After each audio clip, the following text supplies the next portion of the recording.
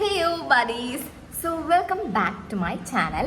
Okay, ഇന്ന് കുറച്ച് different content ആണ് കേട്ടോ. നമ്മുടെ 2025 the second prime investigation thriller Rekhachithram. Okay, ഞാൻ സിനിമ കണ്ടു ആൻഡ് എനിക്ക് പേഴ്സണലി മൂവി ഭയങ്കര ഇഷ്ടപ്പെട്ടു. But I guess mixed reviews തന്നെയാണ് ഞാൻ എക്സ്പെക്ട് ചെയ്യുന്നത്. ലൈക്ക് ഒരു ഭാഗം ആൾക്കാർക്ക് മൂവി വളരെ അധികം ഇഷ്ടപ്പെടും ആൻഡ് ഒരു സർട്ടൻ ഗ്രൂപ്പുകാർക്ക് it will be like normal ഒരു ക്രൈം ഇൻവെസ്റ്റിഗേഷൻ മൂവി. ഒരു കൊലപാതകം നടക്കുന്നു, അത് അന്വേഷിക്കുന്നു ആൻഡ് അത് തെളിയിക്കുന്നു. അങ്ങനെ ഒരു വൺ ടൈം വാച്ചബിൾ ആയിട്ടുള്ള ഒരു മൂവി ആയിട്ട് പോകാനും ഈ മൂവിക്ക് ചാൻസസ് ഉണ്ട്.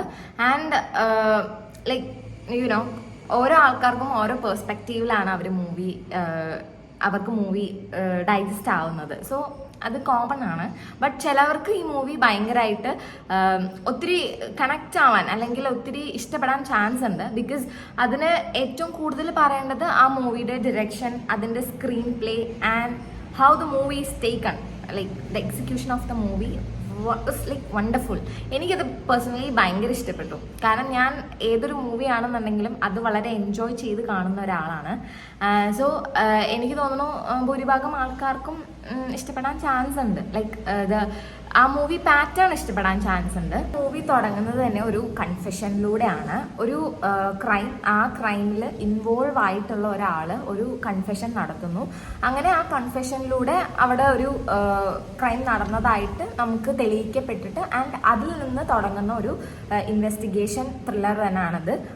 ഇതിനൊരിക്കലും ഇൻവെസ്റ്റിഗേഷൻ ത്രില്ലർ എന്ന് ഞാൻ വിളിക്കില്ല. കാരണം നമ്മളൊരു ക്രൈം ത്രില്ലർ കാണുന്ന സമയത്ത് മൂവി കണ്ടുകൊണ്ടിരിക്കുമ്പോൾ തന്നെ നമ്മുടെ മൈൻഡിൽ നമ്മളൊരു ഇൻവെസ്റ്റിഗേഷൻ നടത്തുന്നുണ്ടാവും. ലൈക്ക് നമുക്ക് കുറേ സസ്പെക്ട്സ് ഉണ്ടാവും, ഇന്നതായിരിക്കും അല്ലെങ്കിൽ ഇങ്ങനെ ആയിരിക്കും ചെയ്തതെന്ന് പറഞ്ഞിട്ട് നമ്മളുടെ ഉള്ളിൽ തന്നെ ഒരു പാറ്റേൺ ബിൽഡപ്പ് ആയി വരുന്നുണ്ടാവും. അതാണ് ആക്ച്വലി ക്രൈം ത്രില്ലേഴ്സിൻ്റെ ഒരു മെയിൻ ഇതെന്ന് പറയുന്നത്.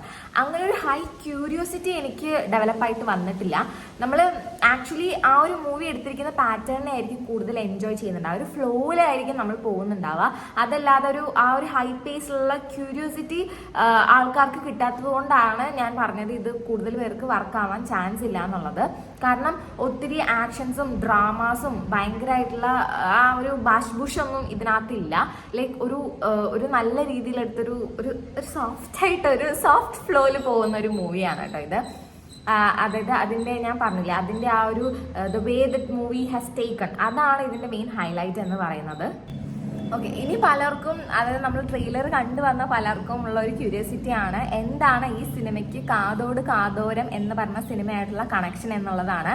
അതായത് ഈ ഒരു ക്രൈം നടക്കുന്നത് ആ ഒരു സിനിമ ഷൂട്ടിംഗ് അല്ലെങ്കിൽ ആ ഒരു സിനിമ എടുത്ത കാലഘട്ടത്തിലാണ് ഈ ഒരു ഇത് നടക്കുന്നത്.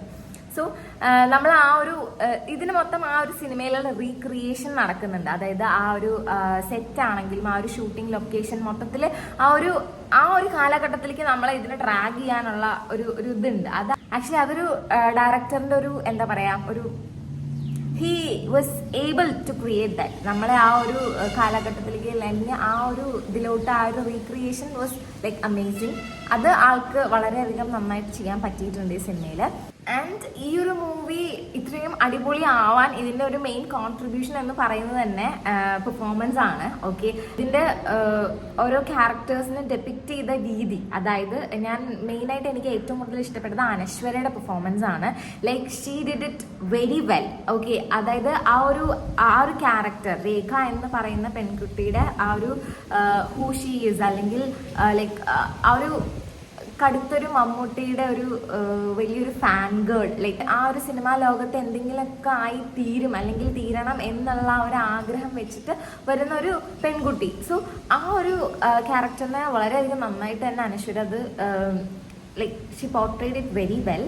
ആൻഡ് ആസിഫിക്കിനെ പറ്റി പറയുകയാണെന്നുണ്ടെങ്കിൽ പുള്ളിക്ക് പിന്നെ പണ്ട് തൊട്ടിട്ടേ ആ ഒരു പോലീസ് എന്നുള്ള സംഭവം നെറ്റിയിൽ എഴുതി ഒട്ടിച്ച് വെച്ച പോലെയാണ്. Like he doesn't need like ഒരു ഭയങ്കര വലിയ ഡയലോഗ്സ് അല്ലെങ്കിൽ ഭയങ്കര മാസ് ഫൈറ്റ് സീനൊന്നും ആൾക്ക് അതിന് ആവശ്യമില്ല. ലൈക്ക് ഒരു കോമൺ മാൻ ഒരു പോലീസായിട്ട് എങ്ങനെ അത് പുള്ളി അതിനകത്ത് ആക്ച്വലി ജീവിച്ച് കാണിക്കുമായിരുന്നു. ലൈക്ക് ആ ഒരു പോലീസ് എന്ന് പറയുന്നത് പുള്ളിയുടെ എനിക്ക് ബ്ലഡിൽ ഇഞ്ചെക്ട് ചെയ്ത് വെച്ച പോലെയാണ് പുള്ളി അഭിനയിക്കുന്നത്. It was like super. അതേപോലെ മനോജ് കെ ജയൻ്റെ പെർഫോമൻസ് ആണെന്നുണ്ടെങ്കിലും വളരെ നന്നായിട്ട് തന്നെ അദ്ദേഹം ചെയ്തിട്ടുണ്ട്. ആൻഡ് ഇതിൽ വേറെ ഒരു ക്യാരക്ടറിനെ മെൻഷൻ ചെയ്യാനുള്ളത് ആട്ടം എന്ന് പറയുന്ന സിനിമയിൽ അഭിനയിച്ച സെറൻ എന്ന് പറയുന്ന ആക്ട്രസ് ആണ്. She was also good. Like വളരെ നന്നായിട്ട് തന്നെ ആൾ ചെയ്തിട്ടുണ്ട്. ആ ഒരു ക്യാരക്ടർ നന്നായി ഹാൻഡിൽ ചെയ്തിട്ടുണ്ട്.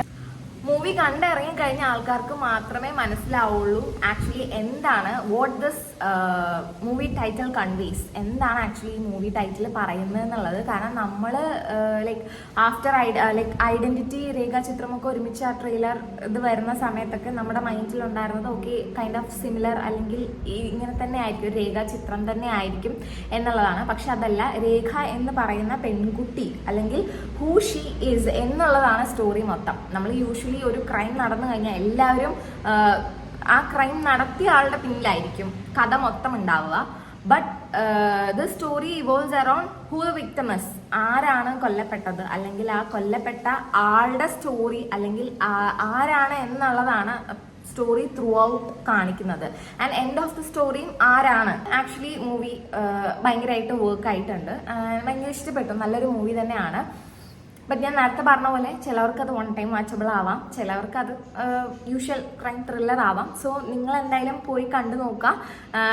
It's definitely worth watching in my opinion. So എല്ലാവരും കണ്ടിട്ട് നിങ്ങളുടെ അഭിപ്രായങ്ങൾ പറയുക. Okay, so until then it's A bye from me.